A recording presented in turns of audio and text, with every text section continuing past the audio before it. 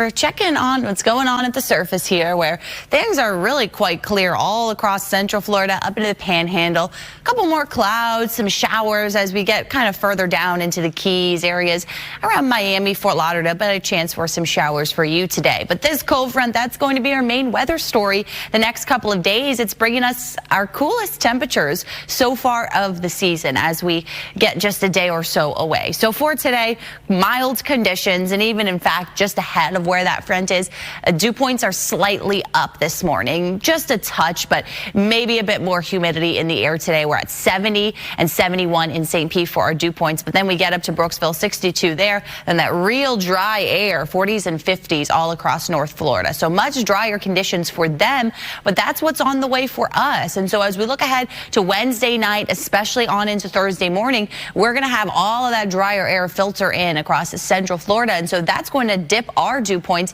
down into the 40s and 50s. So a much drier air mass moving in overhead, and really with high pressure and the drier air that's been sitting over the state, we really have not had any rain or storms to talk about over the last several days. That's what we definitely need here. We're just waterlogged as far as how much rain that we've seen, and we've been talking about it for the last several days. Regina out on it this morning with those water levels still above flood stages, and so they're really taking their time to drain and recede out back to normal and below flood stage levels. So for the day today, no rain on the way. That is good news. We look ahead to tomorrow, where still maybe a shower or two tries to move through with that front, but you can see the brunt of that stays out into the Gulf. So what we will notice, a bit more of a breeze, more cloud cover out there tomorrow as it kind of sinks across the area, but really a lot of the state with that drier air, not going to see too much in the way of rain. So this is generally a dry but a breezy front as it rolls through. So through the day tomorrow,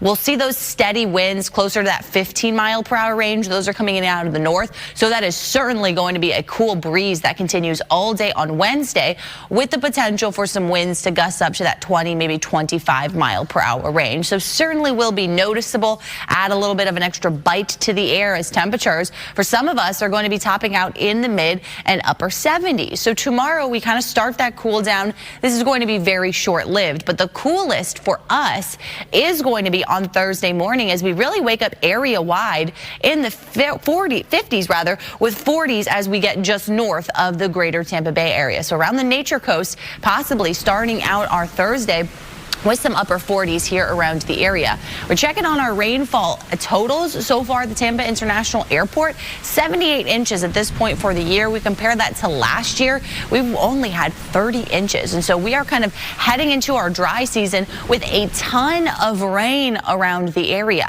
Quick check on the tropics for you as we're watching two waves right now. This area in orange, kind of out in the eastern Atlantic, this is the one that has a better development chance in the next week. 60% odds we see this develop. It's being called Invest 94L. And then this other little blob of yellow here, 30% chance for that to develop. You can kind of see there's some broad rotation here. And so this kind of little area right around Central America is highlighted for a chance to get some additional spin. And here's a look at Invest 94L, well out into the Atlantic, but this is heading in the general direction that we'll be keeping close tabs on it. And so maybe later this week, we talk about some rain moving in for Puerto Rico, but it's really not until it gets closer to the Caribbean where it has a chance to strengthen. And then you can see a lot of our models curve that down to the south. And the reason for that is the cold front that I'm talking about. That's some strong steering flow, and it kind of will act as a block for the state of Florida and the East Coast. And so that's why some models, they curve off to the north, others curving down to the south. So at this point, it's not an area of concern for us because a lot of key components going on, and we're looking closely at the timing, but this is really going to act to keep things quiet for us across the southeast. And so that is some good news, as we don't need any more tropical systems to be heading our way. And so we'll keep you updated. Of course, we'll let you know if any of those become areas of concern, but for right now, nothing for us to worry about. 86 for today, warm sunshine, a bit more humid. 68 for tonight, mainly clear conditions with that sunset right around 7 o'clock. Then tomorrow, I'm forecasting a high of 78 here in Tampa. Few more clouds, but I don't really think a whole lot of us will see any of those showers. And then from there, upper 50s as we start Thursday morning, but then we're back to those sunny conditions with a stretch of 80s to end the week.